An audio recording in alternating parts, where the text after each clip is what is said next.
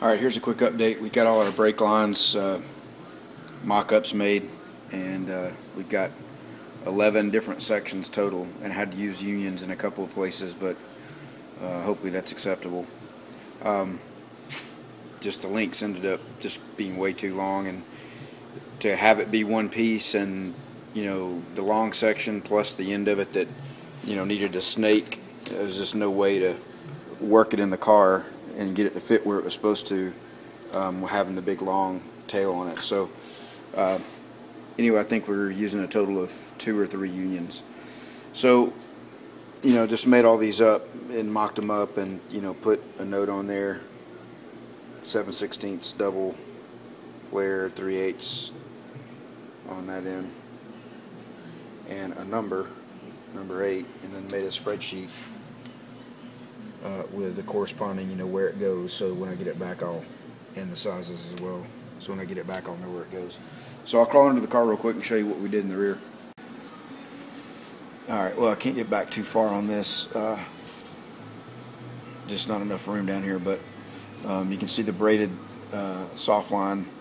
This was a kit, and this rear end we narrowed up and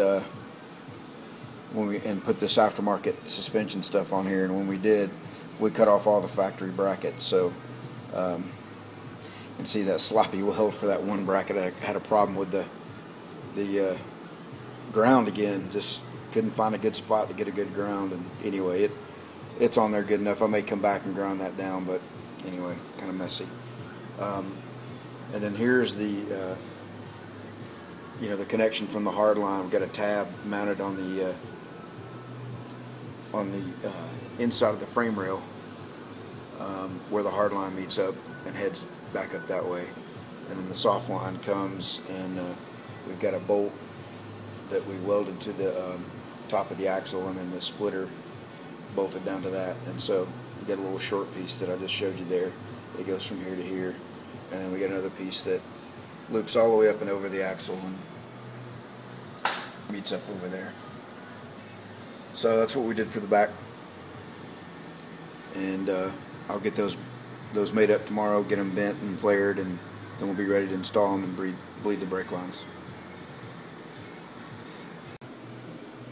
Alright, we got our brake line work done for the day, the night I guess I should say, and we're going to move on to another project, which is doing our touch-up work. It'll take the company a day or so to do those lines for us, so while we're doing that, we'll go ahead and do all these touch-up areas. And but before we do that, we're going to practice a little bit. Never used an airbrush before, so picked up some black base to touch up the dash with, because I was completely out of it, and got some mixing cups, and picked up some 3M NASCAR sausage, and just going to cook that up for breakfast in the morning. But over here we got an easel set up to just do a little practicing, and we might do a few drawings, Turbo Cobra style. Alright, now I know that Ed's Daveskustoms or Edthekid 51 or gtsdesigns or any of these guys that do airbrush work, but we'll see what we can do. Just want to practice a little bit, and before I actually spray some of this on the car. So we'll see what we can make.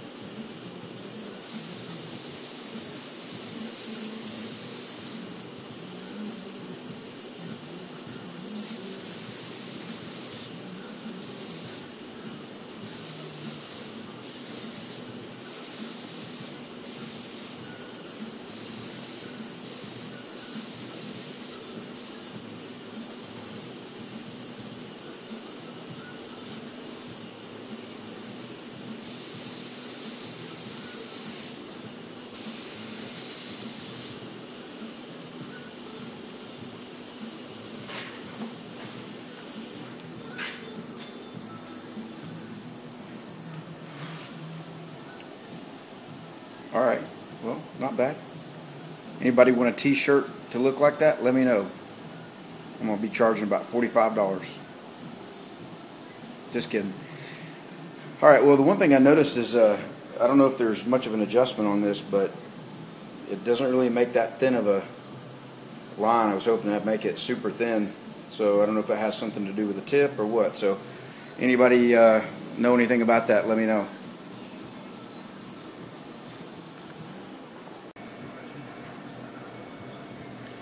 Alright, you remember the areas that we needed to touch up. There's one right there, and then a couple of small ones right there. So we're going to hit that with a black base.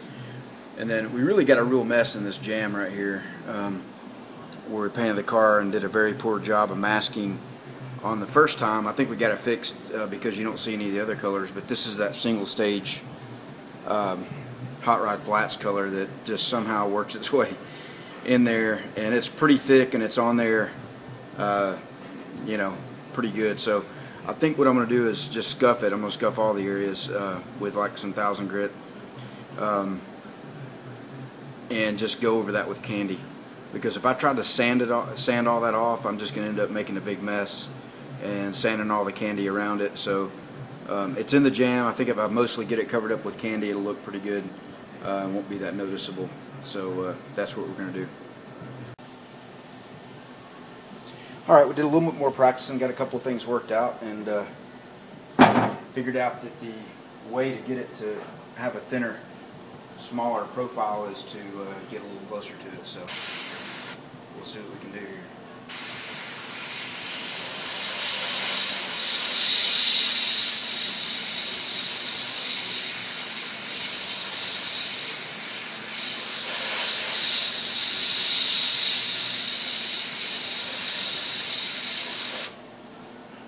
Okay, so far so good.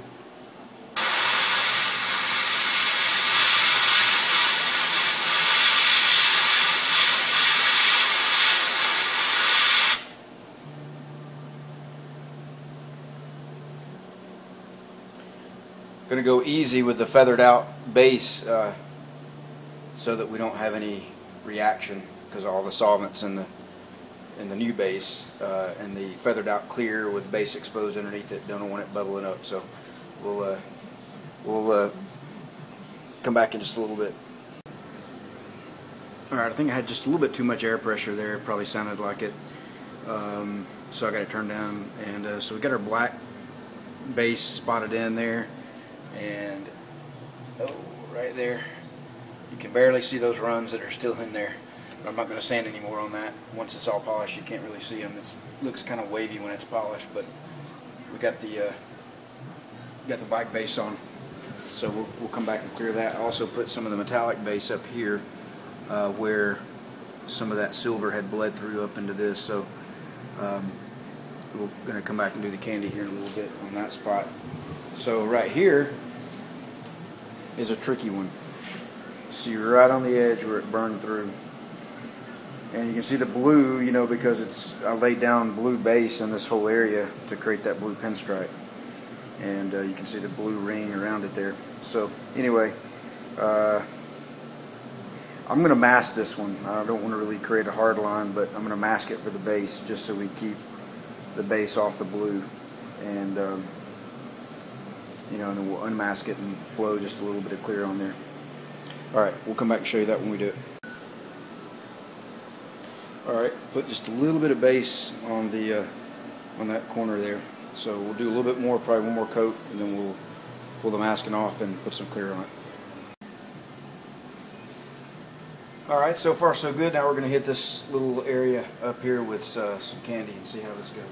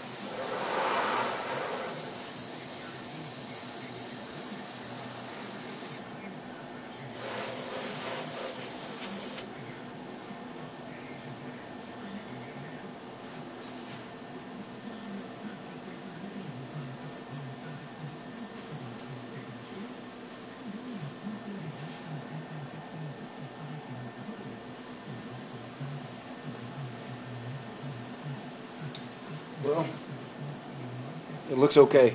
Looks better than it did. You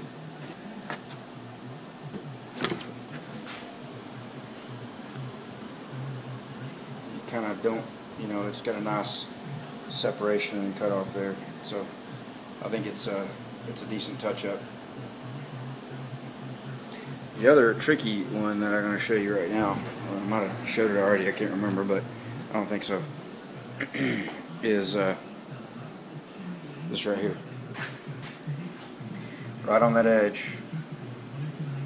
So we're going to do that next. Alright, a little candy dusted in there, and you really can't even tell it. This haze that you're seeing right here is just from where I scuffed it. So that worked out pretty good on that, which is really the tough part. So been going back and forth with slow SRT, or is it fast SRT? I called him the other day and he answered the phone fast SRT. I don't know. You just never can tell. But was talking about blending this, and I've never done any blending before, so I guess I'm going to clear over it and then put straight reducer, slow reducer in the brush, and then go around the outline of the clear and see if I can get it to blend and burn in. Not really worried about the dash or the door jambs. You know, if I can get that to look right and do right, great. If it's not perfect, you know, that's okay too. Not too worried about that. You can kind of tell, you know, some differences there. But it looks way better than it did, and it is a door jamb after all. So anyway, we'll come back and show you more here in a little bit.